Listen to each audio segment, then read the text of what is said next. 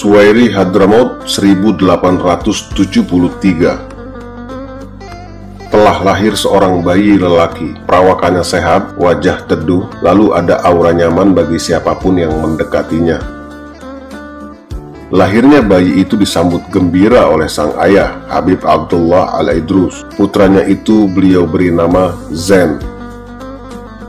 Kelak di sebuah negeri di kawasan timur, putranya itu akan menjadi seorang yang memiliki kedalaman ilmu yang dihormati umat dari berbagai lapisan.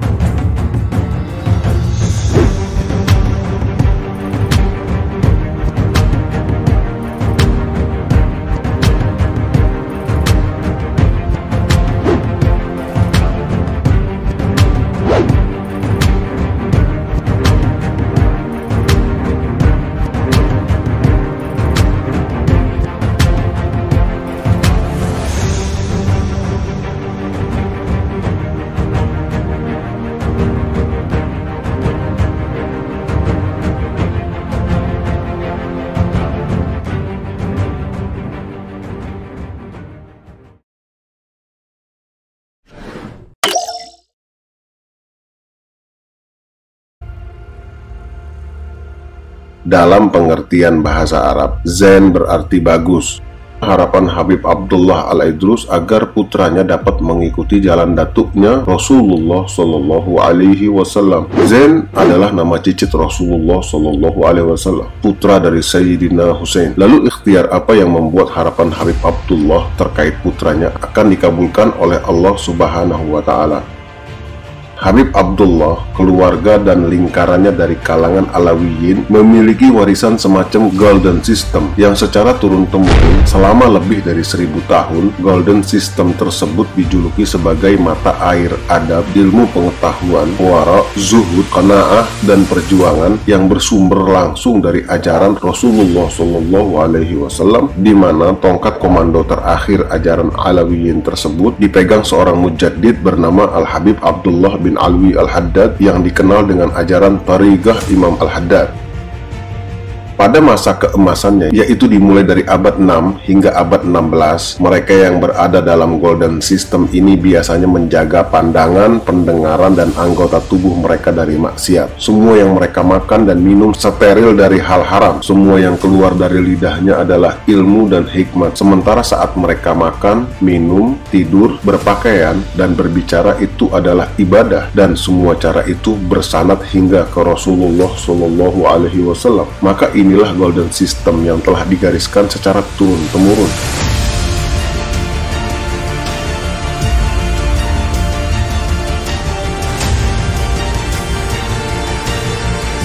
Masa kecil Habib Zain sudah berkecimpung dengan ilmu, dimulai dari didikan ayah beliau sendiri, yaitu Habib Abdullah. Lalu semakin usianya bertambah, beliau lanjut berkeliling Hadramaut untuk belajar kepada sejumlah tokoh ulama. Pada tahun 1885, bersama sejumlah kerabat dekatnya, Habib Zain diajak berlayar menuju Indonesia atau saat itu masih dikenal dengan nama Hindia Belanda.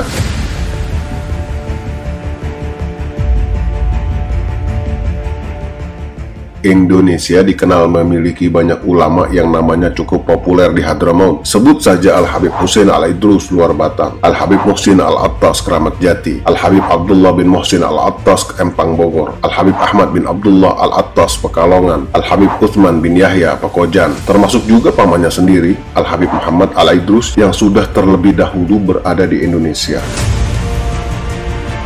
Di Indonesia beliau menetap di kediaman pamannya di Batavia. Kepada pamannya juga beliau memperdalam ilmu agama. Selang beberapa tahun kemudian, oleh pamannya beliau dititipkan kepada seorang tokoh ulama bergelar mufti yang kedalaman ilmunya jadi rujukan banyak ulama bernama Al-Allamah Al-Habib Utsman bin Abdullah bin Yahya. Pamannya berharap agar di bumi Indonesia Habib Zain dapat menggali ilmu lebih dalam lagi. Selama belajar, Habib Zain diketahui sebagai murid cerdas dan rajin. Kecerdasan otaknya dengan cepat menguasai semua ilmu yang diajarkan gurunya. Habib Zain menjadi salah satu murid yang paling disayang oleh Habib Utsman. Dari gurunya itu, beliau menyerap berbagai ilmu agama seperti adab, bahasa Arab, fikih, faraid, usul, termasuk pula ilmu falak yang menjadi ilmu pamungkas milik Habib Utsman. Suatu hari pada tahun 1902, Habib Zain didatangi seorang utusan dari Madrasah Jamiatul Khair yang meminta beliau untuk mengajar di sana. Tanpa bertanya ini itu, Habib Zain pun langsung mengamininya. Sejak hari itu, beliau mengajar di Madrasah Jamiatul Khair hingga tahun 1914. Di tahun 1906, di Masjid Al-Mubarak di kawasan Krukut, Jakarta Barat, beliau sempat mengadakan kajian tanya jawab agama di pagi dan malam hari. Kegiatan kajian agama itu dihadiri berbagai kalangan. Dipersilahkan bagi mereka yang ingin bertanya segala hal yang berkaitan dengan hukum agama. Pada tahun 1913, guru beliau Al-Mufti Al-Habib Utsman bin Yahya wafat. Kehilangan guru sempat membuatnya terkejut dan merasakan duka mendalam. Tapi Habib Zain menjadi satu-satunya murid yang menguasai sebagian besar ilmu Habib Utsman, terutama ilmu falak. Tidak heran jika beliau sangat menguasai ilmu falak dan disebut-sebut sebagai pewaris ilmu falak dari Habib Utsman bin Yahya. Setelah itu, hari-hari Habib Zain semakin dipadati oleh aktivitas mengajar dan berdakwah hingga pada tahun 1914, setelah tidak lagi mengajar di Madrasah Jamiatul Khair, Habib Zain mendirikan sebuah madrasah di Bilangan Gajah Mada, Jakarta Pusat. Madrasah yang didirikan beliau pun banyak diminati umat. Dari waktu ke waktu murid-muridnya semakin ramai. Namun saat Indonesia beralih kekuasaan dari pemerintah Belanda ke pemerintah Jepang di awal tahun 1940-an, militer Jepang secara agresif todongkan senapan ke kepala Habib Zain, memaksa beliau agar menutup madrasahnya tanpa sebab yang jelas. Di bawah tekanan penjajah Jepang, dengan terpaksa madrasah pun ditutup. Madrasah beliau memang telah ditutup paksa oleh pemerintah Jepang, namun aktivitas dakwah dan mengajarnya tetap berlangsung meskipun tanpa keberadaan madrasah. Dengan demikian, justru madrasahnya malah semakin banyak karena di setiap beliau mengajar dimanapun, maka itu adalah madrasah beliau. Habib Zain dengan kedalaman ilmu yang dimilikinya selalu berupaya mencerdaskan masyarakat. Waktu dan usianya telah diwakafkan untuk melakukan aktivitas dakwah serta mengajar.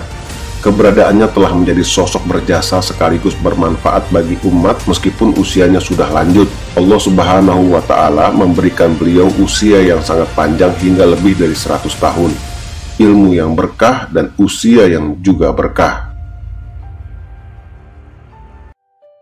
Di Sabtu petang tanggal 24 Maret 1979 atau bertepatan dengan tanggal 24 Rabiul Tsani 1399 Hijriah, Habib Zain bin Abdullah Al-Idrus menghembuskan nafas terakhirnya.